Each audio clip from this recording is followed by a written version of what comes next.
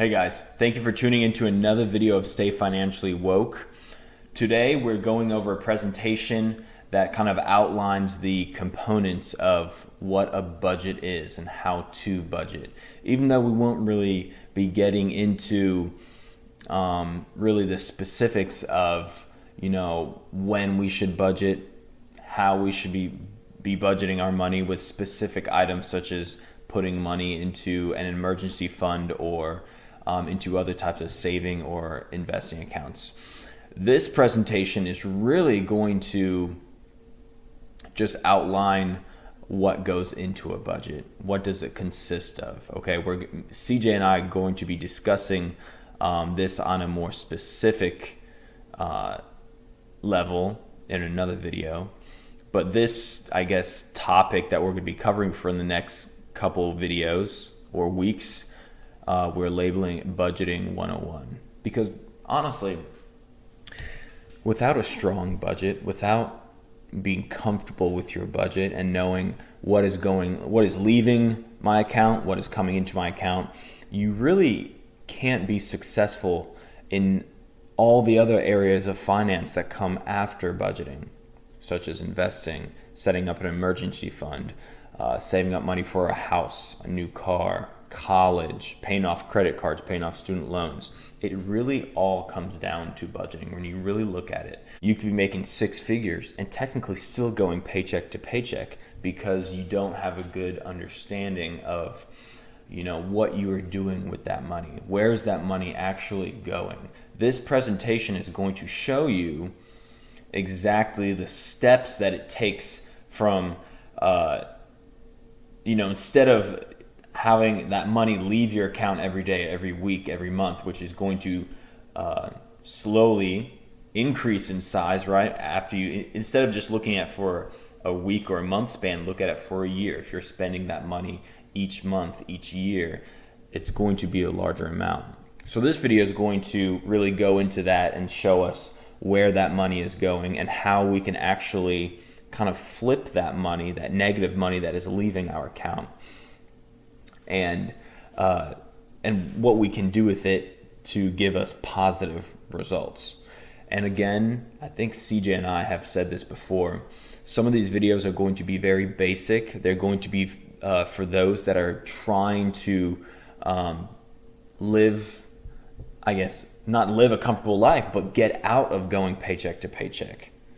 These steps will get you into a confident and comfortable spot with your finances. But sometimes you have to really look at the basics. And unfortunately, budgeting it's not an exciting topic. People don't love talking about budgeting or what's going into the account. They may like what's going into the account, but they really don't like talking about what's going out of their account. And that's really what we're going to focus on, is how we can change that. And for those who are kind of unsure about what we're really doing with this, this is really, we're designing these videos and these programs to gear you away from debt. I'm sure you've seen a lot of motivational speakers and finance books that give very specific steps and success stories about people and families. It could be, young professionals, old professionals nearing retirement, how they get themselves out of this life-crippling debt. We're not about that. That is nuts. We're going to get you on a path that will completely steer you away from debt. And it starts with budgeting. It starts with a strong and confident budget and knowing how to manage that budget. What is coming into your account and how much is leaving. That essentially is a budget. And just like if you're building a house, you need to lay down that base. You need to start with the basics before you can start putting in putting up the walls, putting up the roof. You need to know your base. You need to set your base. And the budget is going to be that cornerstone that really sets you up for greatness. So starting off the components of the budget, obviously everyone knows what their monthly income is. That is going to be something that does not really change month to month. Now you could get a raise, you could get a new job, but generally it is going to be the same amount each month. So I put that as a component of a budget because that is honestly the positive amount that is coming into your account. Your account is going to be holding all four of those items. So your income, that's the positive amount coming in. We're not going to cover that. Second part, your needs, wants, and your surplus. Now your needs and wants, that may seem very, very basic. You may say, okay, I know what my needs are, I know what my wants are. Obviously, we don't have to get into that, but it goes much deeper than that. Your surplus, when we talk about our surplus in this video and future videos, we're not talking about your savings, okay? The surplus is the amount that is in your checking account, that positive amount. See, I'm getting into something that I'm not supposed to get into yet. The surplus is going to be that amount that you do not, that it could be seconds, it could be minutes, hours, that you do not put into your savings. When you have that positive amount at the end of the month, that amount before putting into your savings, when it is in your checking account, we're going to be calling that your surplus. It could be in there for days, months, weeks before going into your savings, but that amount, we're not technically labeling it savings because it is not in our savings yet. And this, I'm hoping that most people watching this, just for I guess positivity, I'm hoping that you are not in that much debt, or you're not in any debt at all. If you see yourself nearing debt, or in the near future you know that you will be getting into debt, we hope that these videos either lessen that amount or completely steer you away from that. So getting into the second part, because we're skipping that income, the needs. Okay, these are the monthly monetary factors that you need to survive, right? Pretty basic. Just like your income, these are not that volatile. These are not going to be changing, because you're going to usually, if you have a stable job, stable life, your needs are not really going to change. It could be rent, it could be mortgage, putting the roof over your head, a car payment, groceries, utilities, gas, insurance, phone, everything that we need, those are going to be under the category of needs, okay? And when people look at this, before we get into the wants, because that's when it gets pretty crazy, the needs, people think of that as technically a positive factor, okay? Because you're paying towards something that is essential to you, to your life, right? People think of that as positive. But technically, if you really kind of examine what those needs are doing to your, in the sense of a budget, what is it doing to your budget?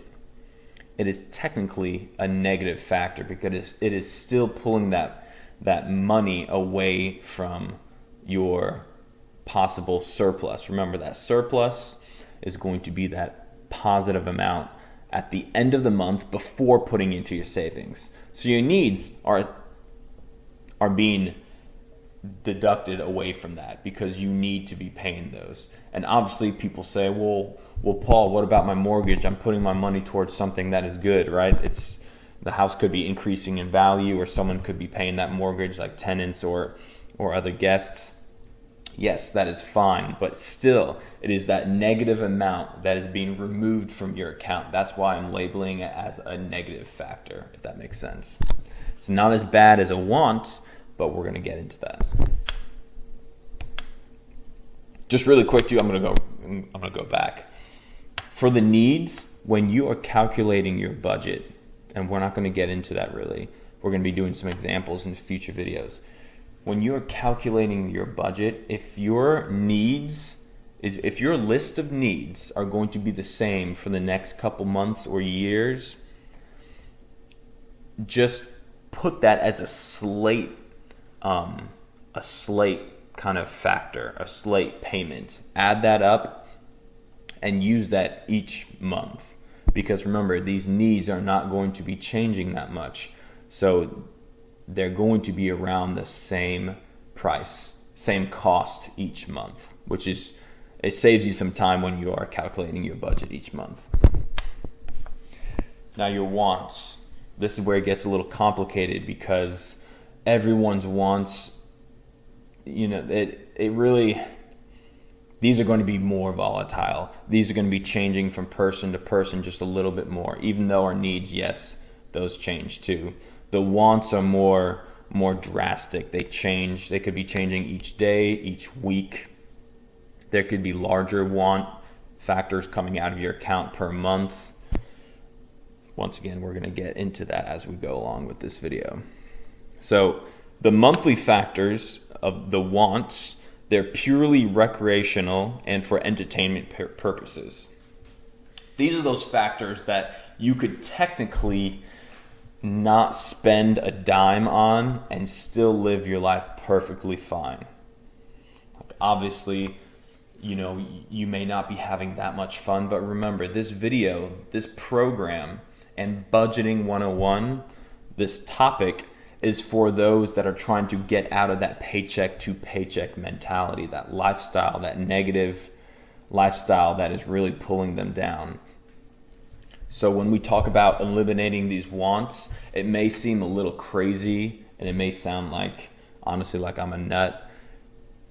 And if this is not for you, then that's fine. I hope you learned something. But for those that are doing the paycheck to paycheck life, I hope that you can take some of these strategies and utilize them in your future budgets and hopefully get out of that mentality, that lifestyle. So with your wants, you do not need those. Those are still negative factors coming out, but you do not need those. And unlike your needs, this is the one difference that's kind of interesting that most people don't really think about. With your wants, you can actually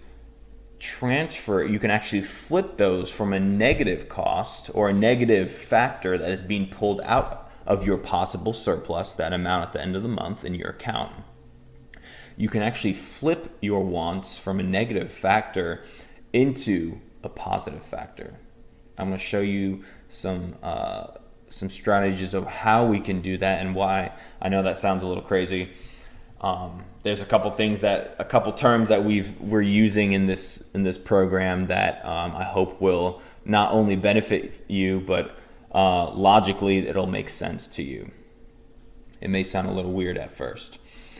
So we separate those. When I'm looking at my wants, at least when I first started with budgeting, and now I do this, I try to budget every week.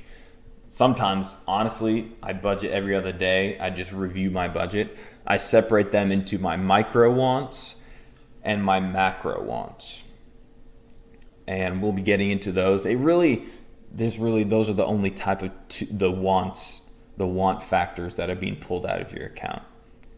Micro wants and macro wants. And the next two slides, we're going to be getting into those two type of wants.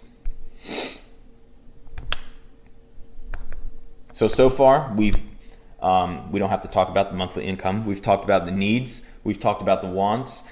And now we're going to get a little bit deeper into the two type of wants, the micro wants and the macro wants. All right.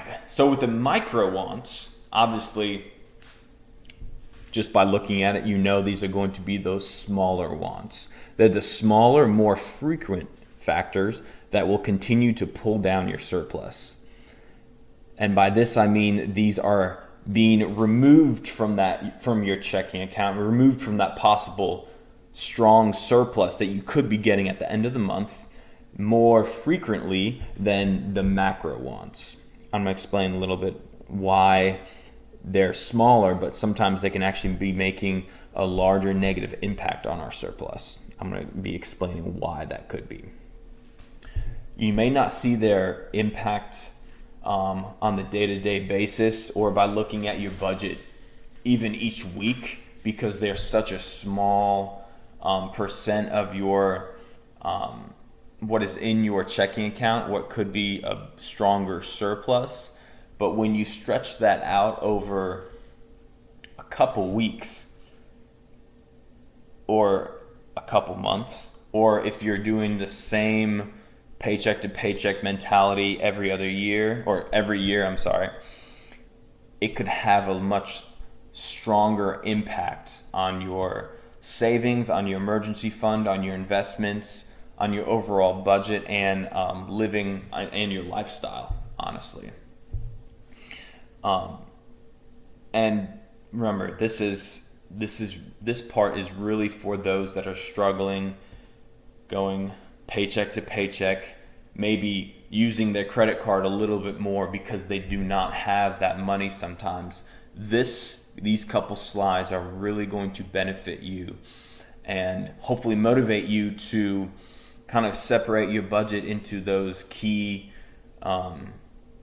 categories of, all right, what are my micro wants coming out? What are my macro wants coming out? What is my surplus at the end of the month? Hopefully these couple slides will really kind of open your mind and get you woke, right? Cutting out your micro wants will give you smaller yet recognizable results. For the people that are they like to see results fast. Sometimes they may not be too patient, but when they're hitting a diet, when they're hitting the gym, they want to see results fast, and that's awesome. Sometimes it doesn't work out how they want to because some things just take time. Cutting out the micro wants each month, you will see those results. Is it going to be crazy results where you have this massive inflow of money towards your monthly surplus? No, but you are going to see a slight difference if you really target those micro wants. I'm going to go over some examples of some micro wants that, it's sad to say this, but a lot of my generation, and not just my generation, the generation before, the younger kids now, and some of these older adults that are in their 40s and 50s, they still do not understand the concept of micro wants and macro wants and that negative factor being pulled out of your account. So some examples of this, recreational eating and drinking. I know that sounds totally silly, but just hear me out. There's a huge difference, and I think going back here in my needs, so I know I've been like pulling you guys around. Going back here, under the needs section, I listed food or groceries, right? I know, you're like, well, sometimes I like to go out to eat. That's totally fine. But remember this, there are some people going paycheck to paycheck and still eating out. You have to think about the cost difference between getting groceries for an entire week or 2 weeks compared to eating out.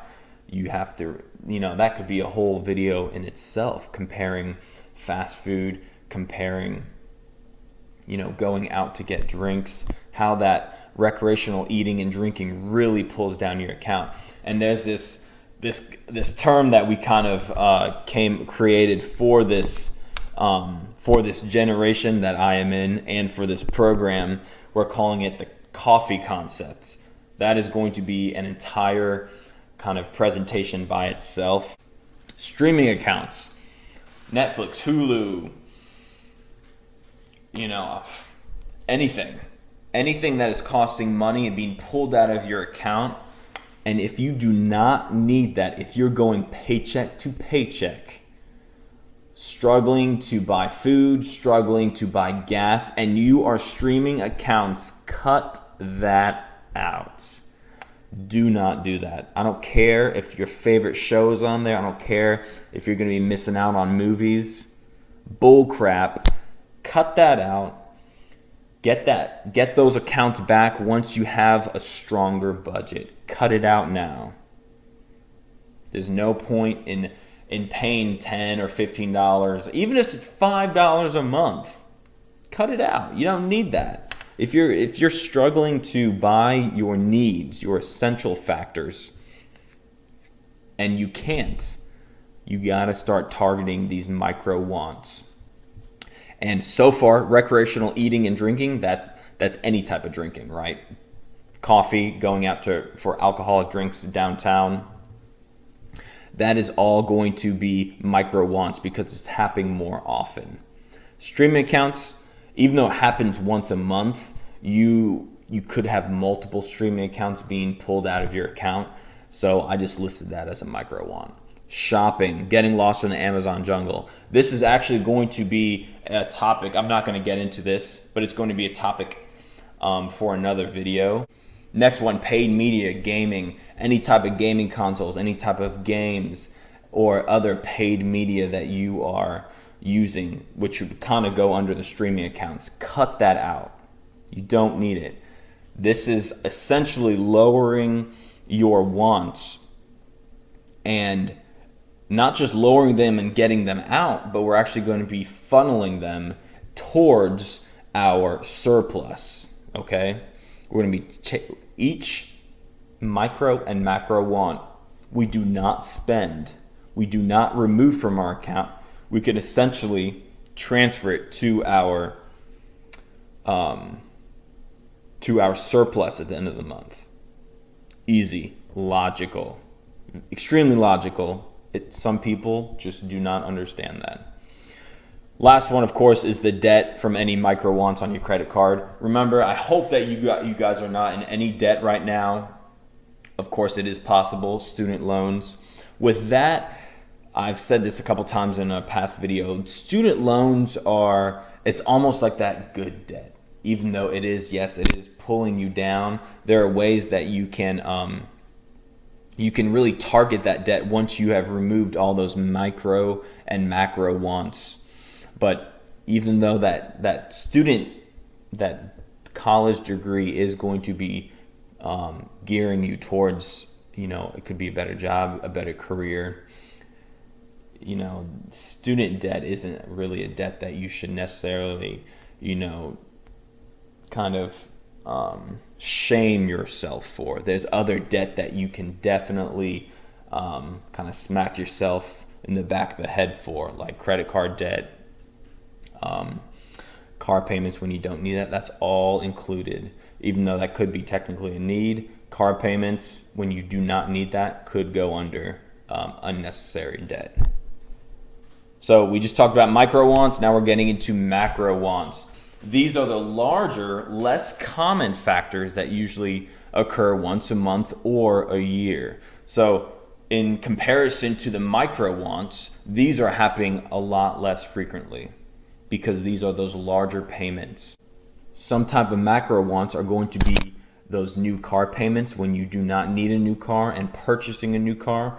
That whole idea of purchasing a new car at the right time, that is actually going to be another video in itself, or a presentation that I do that really details what we should do as young professionals when we get a new job or a raise. It's very interesting breaking it down just with buying a new car and a raise. So we're gonna get into that in another time. Vacations, that dream micro want that you are planning for. It could be the next month, it could be in the summer or in the year. If you're going paycheck to paycheck, you do not need to be taking a vacation. I know that sounds bad, I know that sounds harsh, and you're probably really judging me right now if you're watching this video, but it's true. If you're struggling to pay those essential needs, if you're struggling to pay rent, buy gas, buy food, groceries, you should not be taking vacations. When we are going paycheck to paycheck and scheduling these vacations and trying to save up for them, why not use that money that we're saving up for them for another fund, such as an emergency fund? When you need something and something like an emergency happens, where are you going to draw that money from? I hope not your credit cards, right? Smaller trips, these could be, depending on what type of person you are. I have many friends that take these small trips, and you really don't think about these trips as being a huge negative factor being pulled out. But with each trip comes along these micro wants, right? Getting drinks, getting food. If you're going paycheck to paycheck, you should not be taking trips. I know I sound like a broken record right now, but it is true. And then, of course, a debt from micro wants, or your macro wants, I'm sorry. I included this in there just to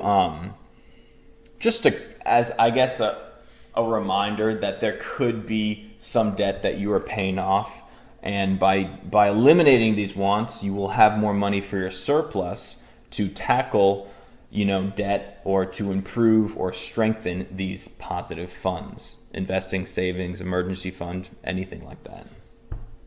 So I'm always going to talk about debt as a negative factor, but I'm hoping that these videos will help you avoid more debt in the future. All right, guys, now we're getting into our surplus, okay? Remember, the surplus is going to be a little different from your savings. So far, we've talked about our income, needs, wants. Now it is the surplus. This is going to be that positive balance you have left over each month. Any money that is still lingering in your checking account, positive money. This is money that you have not spent yet, or it is being pulled out.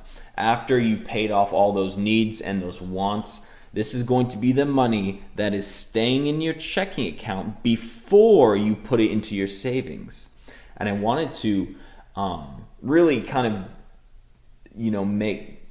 explain the difference between surplus and savings.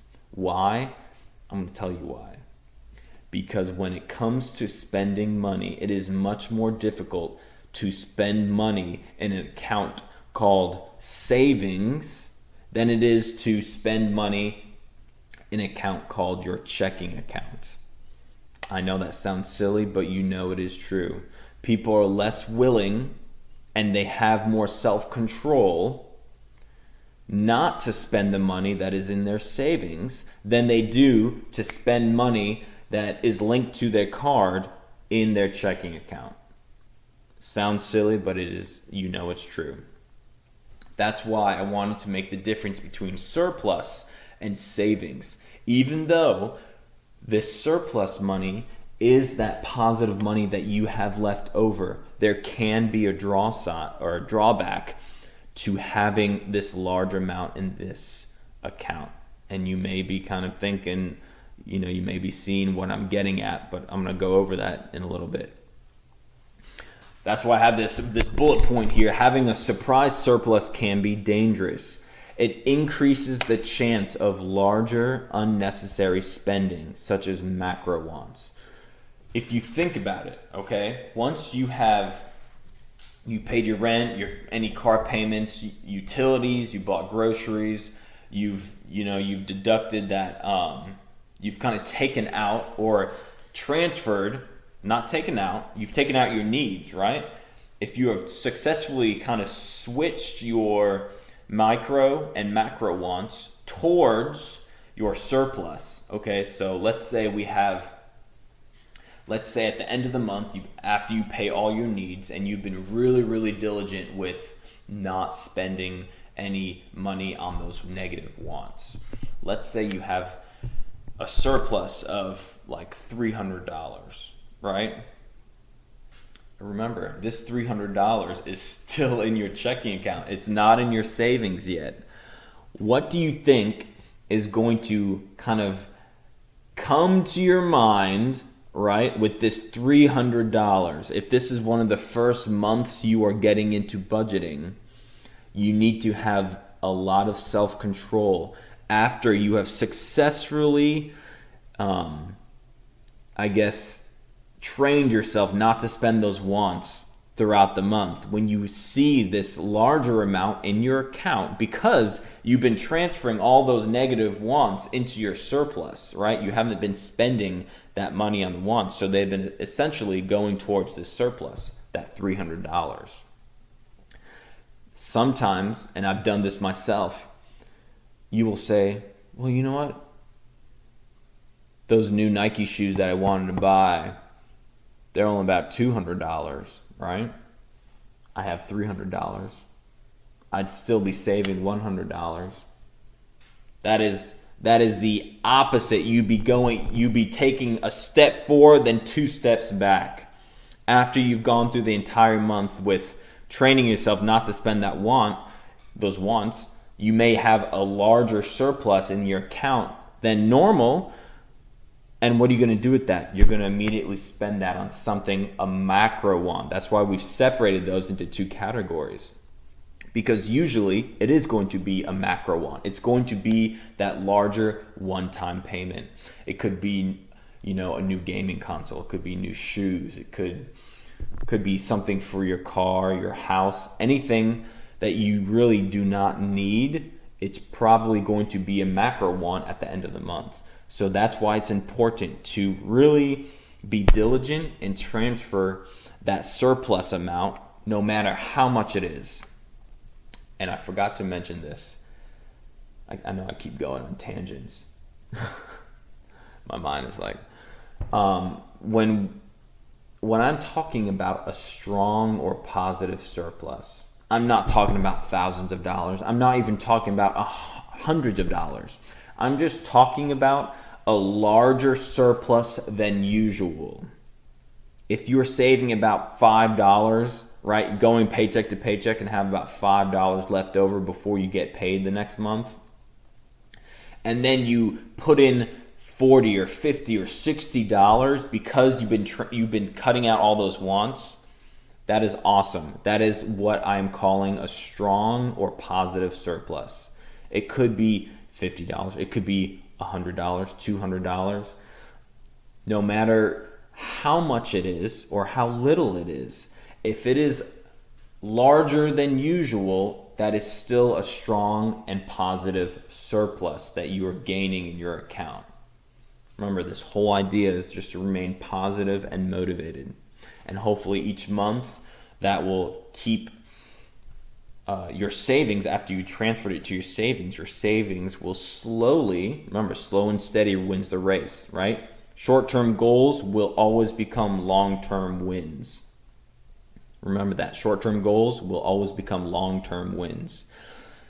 Setting up transferring that $50 each month, it's slowly going to build up. It's going to improve your confidence. It's going to improve your mentality, seeing your savings slowly become larger and larger. And as you get better at this, as you begin to cut out those micro wants, then you start cutting out those macro wants, you're going to notice that you have this more money in your surplus. That's why it is very important to find a date at the end of the month, after you paid all those needs, you paid your rent, your utilities, to calculate the right amount to transfer over to your savings. Your savings is like your safe place for your surplus. Chances are, if you do not need, obviously, if you need to touch your savings, do that. That is why they are there sometimes, right? If something happens and you need to pull money out, that is fine. But chances are you will not be pulling that money out if you want to see a movie or buy something that you don't need, buy one of those macro wants. You will not be pulling that money out because mentally, that is your savings. That is something completely different. That is like a whole nother account that you feel bad almost getting into, right? That's why it's important to, right when you calculate that surplus at the end of the month, transfer that bad boy to the savings immediately.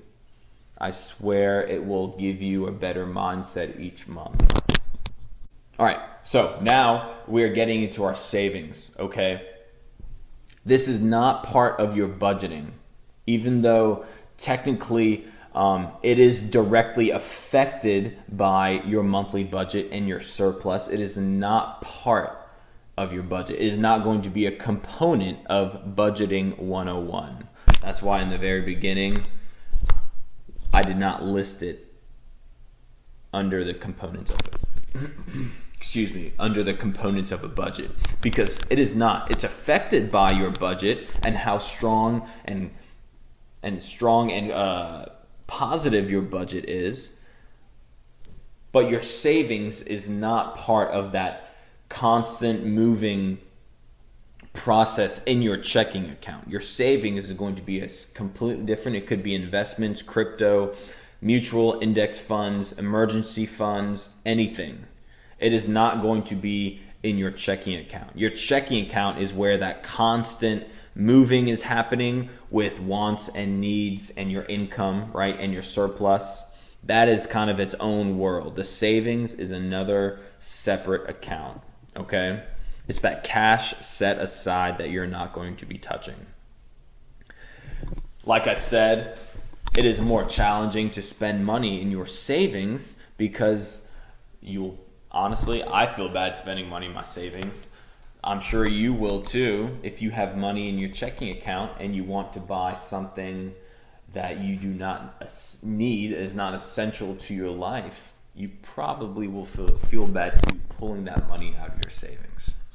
So this was just kind of like a little bonus slide just to remind us that the savings is not part of your budgeting. You do not need to take the savings into account when you are first getting into budgeting, when you're figuring out what is coming in, what is going out, and how to improve that surplus. Your savings is not going to be a factor in that at all. Now, it's awesome if you have it, obviously. It's awesome if you have a savings already, a couple $100, a couple $1,000. That is fantastic. But do not pull your savings into your budgeting. Because sometimes when we pull our savings into our budgeting, we look at our budgeting a whole nother way, and we actually look at it we think of it as better than it actually is, because now we're pulling that extra money into our savings, but that money is actually it's not mixing with our check. It shouldn't be mixing with our checking account. So that's why I just keep it separate, man. Keep it separate. All right, these three are just some surplus scenarios, okay? We kind of went over this before, but I just wanted to let you to see visually what is going on, okay? The first scenario, like we talked about, if you have a strong and positive surplus, right? You have this awesome, it could be an extra $50, $100, $200 in your account at the end of the month after cutting out all those wants, right? You have this in your checking account. This has the possibility to lead to a growing savings. I should have added that in there, that possibility, because if it's still in your checking account, is it in your savings? Absolutely not. Do not even count it, because you're going to have a higher chance of spending that surplus if it's still in that checking account. Once that surplus hits that savings, it is now your savings. It is no longer part of your checking account. It's no longer part of your surplus. It is now in your savings. It is safe from your grimy hands, right? Get your hands off of that money. It's in the savings, man. Second scenario. This is really sad. This is the one I was talking about earlier, but I just wanted you guys to visually see what is going on. Strong and positive surplus. You've been hustling, man, at the end of the month. You've been really dedicating yourself to not spending those negative wants, right? You've been kind of funneling those negative wants. Instead of spending it, you've been pushing it towards your surplus at the end of the month, which is still in your checking account. Remember, surplus is in your checking account.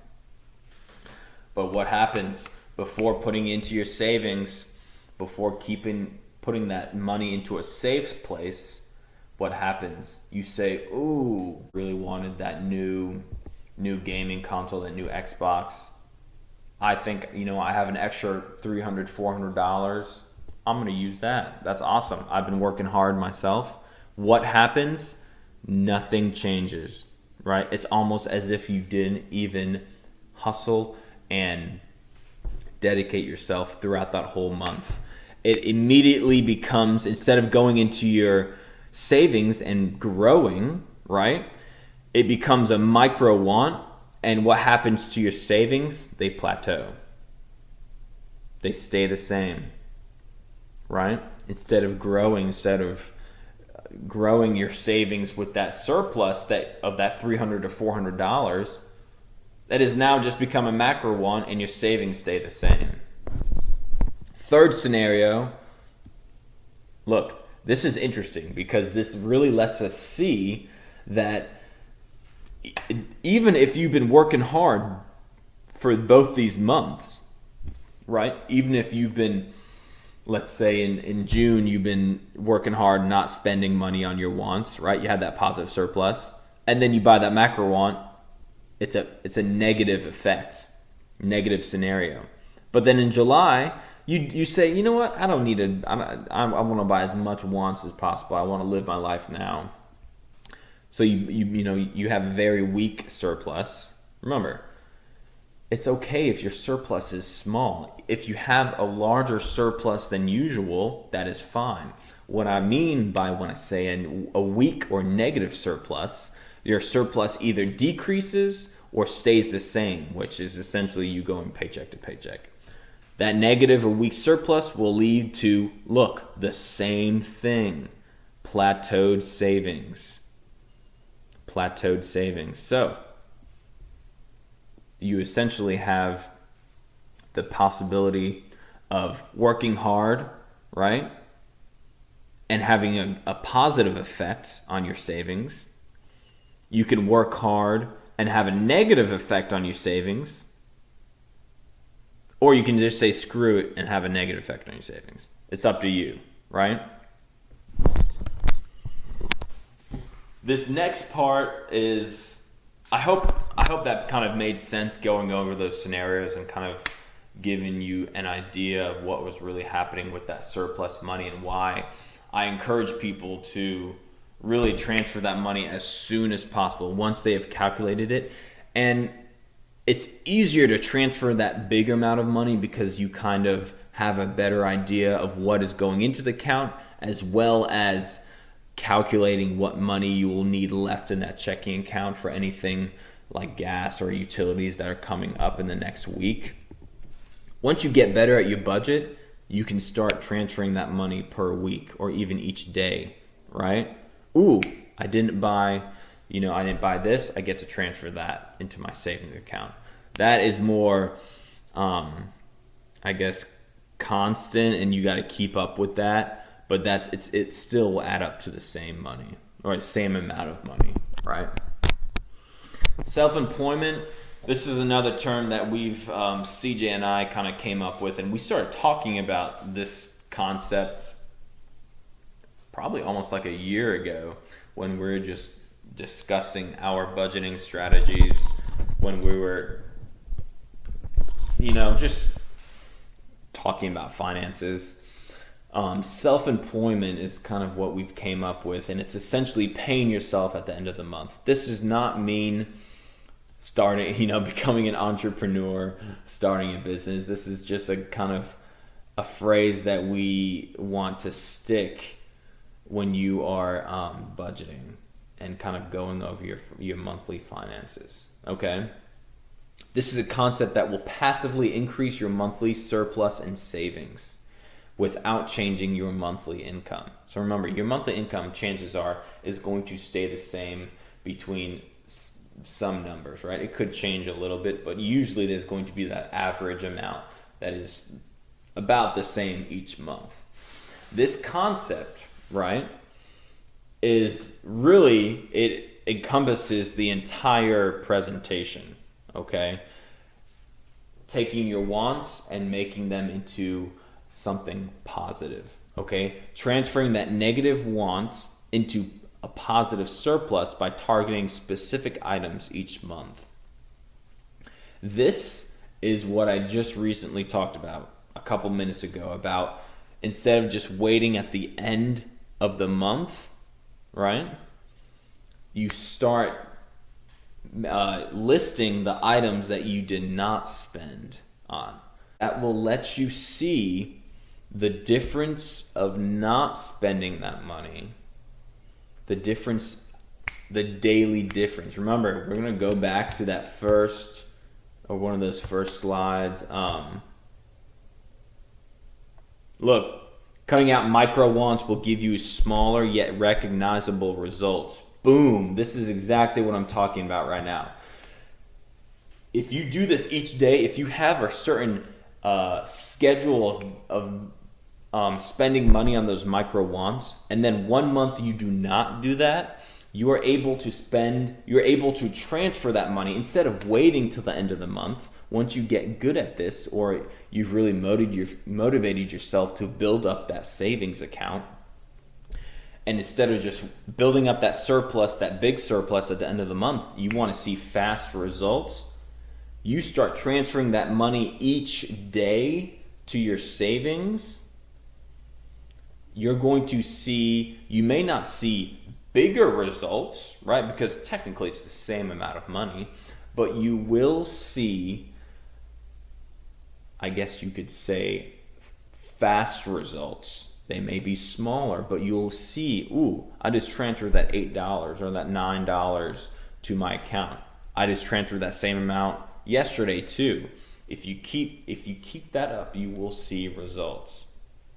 And that's kind of the idea of self-employment. You don't necessarily have to pay yourself at the end of the month, right? That would be from that larger surplus if you do choose to wait. But you could be paying yourself each day as well. I know that sounds silly, but it works if you really think about it. If you are going paycheck to paycheck, right? So look, we have a negative want here. Before spending that negative want, at this point, it's just kind of like a thought, right? Like a desire to spend that money. We transfer that, we kind of change that into our surplus, right? Remember, it doesn't have to be at the end of the month. If you've gotten good at this, you can start doing it daily if you want to see faster results instead of waiting till the end of the month. And this may be kind of a strategy to not spend that money at the end of the month, right? If you know, everyone knows themselves, if you know that, ooh, I'm going to be really tempted to spend that $300 to $400 at the end of the month, just go ahead, take that surplus, immediately make that money into surplus, right? Transfer that to your savings immediately.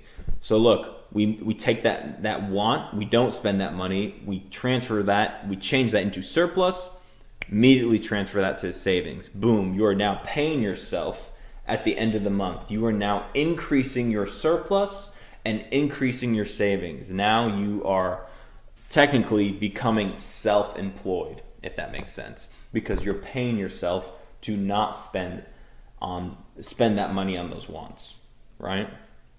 This can be very motivating for the people, like I said, who kind of live on seeing results, right?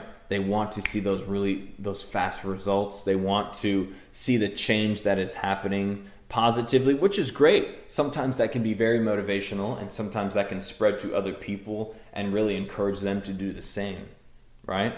We really want these strategies and ultimately this concept of self-employment, right? And short-term goals becoming long-term wins. We want all of these strategies and these terms to really kind of make sense and make other people feel comfortable with talking about their budget, with getting into their budget, with controlling their budget, right?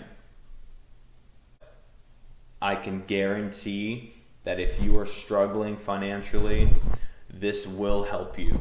Remember, is this going to get you hundreds, thousands of dollars? No. It could get you hundreds or thousands of dollars each year. And remember, that's going to be money that you're going to be putting away in your savings, in your emergency fund, or into investments if you have an EF already. But for those that are just now starting, this is going to be, it's a very easy concept. And all it takes is just for you to kind of take that leap of faith, right? To really push yourself and say, all right, and to accept that my budget is bad, I have to do something. How am I going to do this? Not just saying, all right, I'm in a bad place, I'm going to be in a bad place for the rest of my life. That's it. You have to do something. You have to break down your budget and look at those wants and your needs, and look at, well, not, I guess, remember your needs, they're going to be being taken out regardless. You have to look at those wants and say, how can I transfer those? How can I change those into my surplus? And how can I move that surplus into my savings as fast as possible? Don't fall asleep, America. Stay financially woke.